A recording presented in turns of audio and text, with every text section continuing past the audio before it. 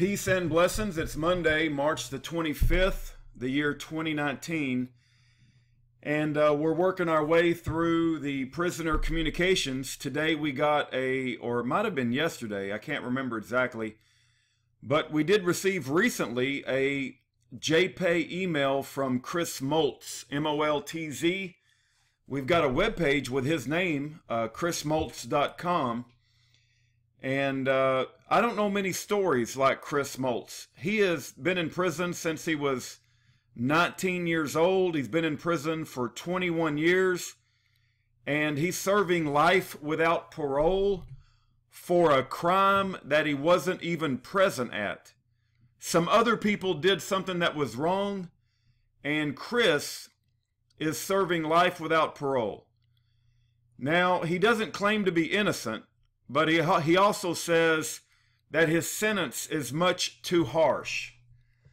There was a group of guys, they were young, and they were looking to go get some dope.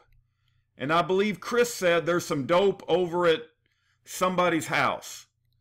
Well, the group of guys went to rob the house, and during the course of the robbery, somebody died. It's a tragic event.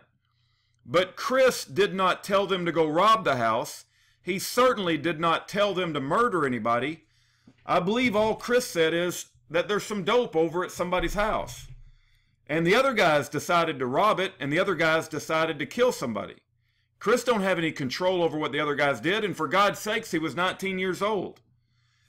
So Chris is spending life without parole, and I think that's a horrific story. I think that he should be out of prison, and I don't think he should have to spend the rest of his life in prison. There are men that have murdered cops and got less time than Chris Moltz, who wasn't even present at the crime. But let's read the letter. I pray you take the time to write Chris Moltz a letter. Here's what I sent to Chris back on the 3rd of March. I said, "Peace, Chris.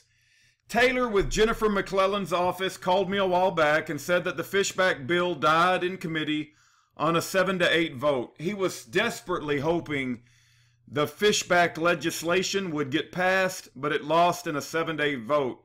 That has to be heartbreaking. Chris, please don't give up. I want you to know that you are loved and people care about your situation. We are not going anywhere, and all of heaven is looking upon your situation and how people react. I read your email except for the part about Steve. Steve is doing fine and will reach out to you soon into YouTube, and we'll digest it more as I have time. Chris, can you receive hardback books or only paperback? Do you have any of the titles? Do any of the titles below interest you?" And then I send him like a whole bunch of books, and I'm curious if he's going to tell me if one interests him. License to Lie, Not Guilty about Ted Stevens, The Terror Factory, The Kennel, The Ruckman Reference Bible, The Creature from Jekyll Island, Rise of the Warrior Cop, One Freeman's War, The Montana Freeman, Exposing the Racial Agenda of the Obama Justice Department, Officer's Oath. It's All About Power, Blind Injustice, Most Dangerous Superstition, The Conviction Factory. Anyway, I give him a list of books. Let Freedom Ring, Presume Guilty. There's a lot of books here, right? Anyway, Chris writes me back.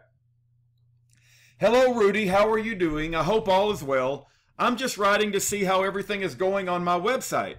Do you put my emails and phone calls on YouTube and Chris Moltz? My baby niece, Charday, and her son came to see me last weekend and are supposed to come again tomorrow. I've been thinking how when she was growing up, she was visiting me in prisons her whole life, and now her children are going to only know me as their great uncle Chris in prison. I want them to know me as just Uncle Chris. I keep praying that something good will happen in my life, but the truth is, good is happening in my life. My family is happy and for the most part healthy. My family keeps growing and I'm part of their lives, even though it's only through prison visit rooms. They get to hug me and to get to know me, make little memories with me, but then I think about Michael Jackson's family and how they don't have that anymore. I think Michael Jackson is the man who got killed during the robbery. But keep in mind, Chris didn't tell anybody to rob anybody, and he certainly didn't tell anybody to murder anybody. I'm not positive, but that's I don't remember. But I believe Michael Jackson could be the name of the man who got killed during the robbery. It's an absolute tragedy. So now I'm torn because do I deserve to have happiness? Do I deserve forgiveness? I pray for forgiveness. I have never really asked God for anything. I don't pray much because if God is listening, does he think I'm just asking because I'm in prison? I think back at my life and I try to pinpoint where it turned. I don't know if karma is real, but I am a caring and thoughtful person. I was never and am not now a cold-hearted person. So I'm struggling within as I'm getting older. Just can't figure what I did for this to happen to me. Yes, I committed a crime, but I don't deserve this punishment. I have served my time. Even if I am released from prison, I'll never be free again. Mentally, I'm different. I will succeed as a free man, but I will always be in prison. It's just a part of me forever. And if you have never done real prison time, you can never understand what I mean. But if you have done time, you already know. I've been rambling for a short minute, so I'm going to go, Rudy. Could you send me some of those books, please? I cut my TV off for a few months so I can get some reading and writing done. Could you also send me some pics of yourself and your family? I have no idea what you look like. Okay, Rudy? I will talk to you later. Always your friend, Chris Moltz. So I had this sent to him. This will go out to him, be mailed out tomorrow. And I have someone do color printing because I don't have a really good color printer. Matter of fact, it hardly works at all. But I'm going to send him pictures of his family, so at least he has that. This is a template that I use when I talk about Chris. Here's more pictures of Chris's family. I'm also going to send him, this is a snapshot. If you go to chrismoltz.com. A matter of fact, let's go to chrismoltz.com. If you go to chrismoltz.com, it brings up this. But if you scroll up, you'll see that there's a Dropbox. And if you go to that Dropbox, is a lot of letters and stuff that we've uploaded from Chris Moltz. And so you can get to Chris Moltz Dropbox. You've got his mailing address. You've got an important video where he tells his story. You've got the petition to restore parole in Virginia. For those of you who do not know, the jury never heard that Chris Moltz would never get parole. It's called the Fishback Inmates. And then you've also got Chris Moltz's YouTube playlist. So if you click on that, we've got 47 videos of Chris Moltz in a YouTube playlist. And you can learn and get to hear Chris Moltz's voice. And this video right here will be 48. And then we've got a Chris Moltz Facebook page that's set up by his family members that loves him a great deal.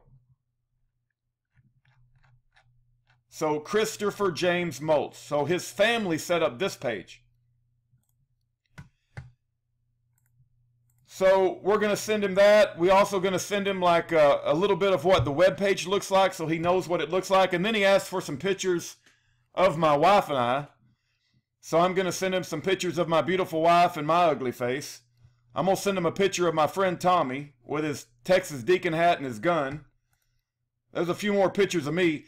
You know, if you've got a redneck out here who's advocating for your innocence, it kind of makes sense. You want to know what he looks like. So that doesn't surprise me that he's asking for my picture.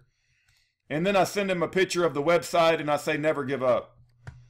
So please remember Chris Moltz in your prayers. Don't forget about this man. And if you can write him a letter, his address is in Waverly, Virginia. It's right there. And I pray that you take the time to write him a letter. Thank you for your time.